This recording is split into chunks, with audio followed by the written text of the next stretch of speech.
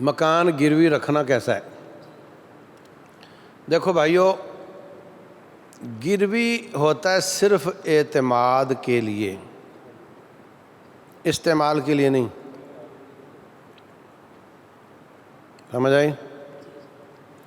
مثلا میں گیا پمپ پر، میں نے تیل ڈلوا لیا 5000 کا، جیب دیکھی تو خالی۔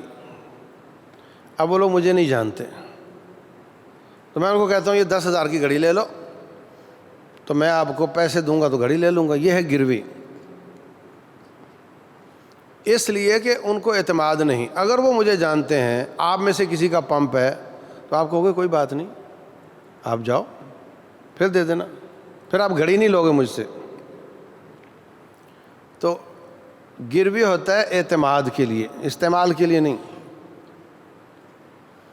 تو آپ نے کسی کا مکان گروی لیا ہے، آپ نے اس کو 20 لاکھ دیا ہے، تو وہ اس لیے کہ یہ پیسے مجھے دینے میں سستی نہ کرے، وقت پر دے تاکہ اس کا مکان آزاد ہو جائے، اس لیے نہیں کہ آپ اس کا کرایہ کھاؤ۔ تو خالی مکان پر بھی 2-3 ہزار خرچہ آ جاتا ہے، مہینے کا آ جاتا ہے نا، کوئی بل شل آ جاتے ہیں، کوئی تھوڑی بہت صفائی وفائی پہ آ جاتا ہے۔ تو اتنا ایک آپ کر سکتے ہیں کہ چلو اگر اس کا کرایہ 25,000 بنتا ہے تو آپ 22,000 دے دو کہ بھئی اتنا ہے، تو ویسے بھی خرچہ آ جانا تھا خالی پر بھی۔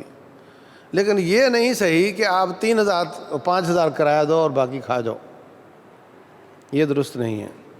یہ آپ نے جس طرح کوئی بھی کسی کو پیسے دے کر نفع حاصل کرتا ہے، اس طرح آپ نے پیسے دے کر نفع حاصل کیا ہے، اور یہ سود ہے۔